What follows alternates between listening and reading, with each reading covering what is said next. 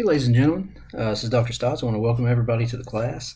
I wanted to take a little bit and do a brief tutorial over Blackboard and what you can expect from the platform, at least for this particular course. Blackboard is going to look a little different from course to course.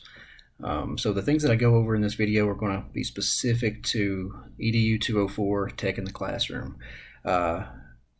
Before I get into that, I want to welcome everybody to the course, and I'm looking forward to our time. It's going to be a quick 6 weeks, but we've got a lot of stuff to cover. But I wanted to let you guys know that I'm here for you every step of the way, and regardless of your experience and comfort level with technology, we're going to get through this, and you're going to have a great semester, I know. So as we log into Blackboard, first off, there's a couple different ways that you can get into Blackboard. You can log in through the KCTCS MyPath. And there's what mine looks like. I'm not sure if it's different for you, but there's a little Blackboard option down here. So I click on that, and it brings me up to my home page, and I've got the student preview mode on, so you will not see that orange ribbon at the top. This just allows me to see Blackboard from a student perspective. So this is what Blackboard is going to look like on your end. So the way that I have it set up, over here on the left, you've got this dark gray ribbon, and if you click on that little top there, notice that that is collapsible. It can open up and close down, and I've got 5 main tabs over there on the left. Announcements, which is up top. I'm going to use those pretty frequently. You can see there I've already had 2 or 3 announcements in there. Homepage, and that takes you to a little dashboard that has various things on there to do, my announcements, alerts. I really don't use that homepage as much. You might have some functions on there that are a little bit different.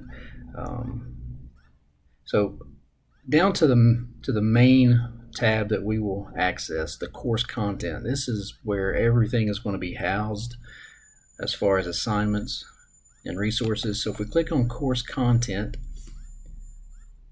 there's what we see, and this is what you should be able to access now. There's this introductory survey that I've asked everyone to complete. The second tab is how we access the online digital textbook and resources. Okay, so I'm not going to click on that right now because I don't want that to come up to my faculty page. But if at any step of the way you have problems accessing that, whether it's a login issue or something is just not working right, please let me know, because that is how you're going to be able to access your textbook through the online platform. This class documents tab, right now that's where I've housed the syllabus and the syllabus release form, and that syllabus release form is a mechanism that Southeast uses to really let them know who is attending the course from the start of the semester. So once you print that or fill it out and send it to me digitally, ever how you want to do that, that lets me know that you are indeed taking the course this semester. And there's some other information in the announcements pertaining to the syllabus and syllabus release form. And as per the syllabus, it's not very in line with my course content. For example, I don't have I've not listed all of the assignments on the syllabus because I want to kind of tailor the course as I go, depending on everyone's comfort level with the things that we're going to be getting into. For example, I don't want to have something assigned with Zoom on week 5 if no one has ever had any experience with Zoom. You may not even know what I'm talking about right now, and that's okay. So that's why I've not listed out assignments for all 6 weeks from the get-go and in the syllabus. Okay, right now I want to point out up here at the top, this little horizontal section up here, this is called your breadcrumb trail. And if you think about a breadcrumb trail as in a trail of breadcrumbs that you leave if you're going into a forest, you hear that on the nursery rhymes and stories and whatnot. This little breadcrumb trail up here allows you to go back and backtrack all the different tabs. So for example, if we are in course content and I get down in here to class documents as we were in, you see that build out up here at the top. So right now, class documents is where that's the folder that we're in.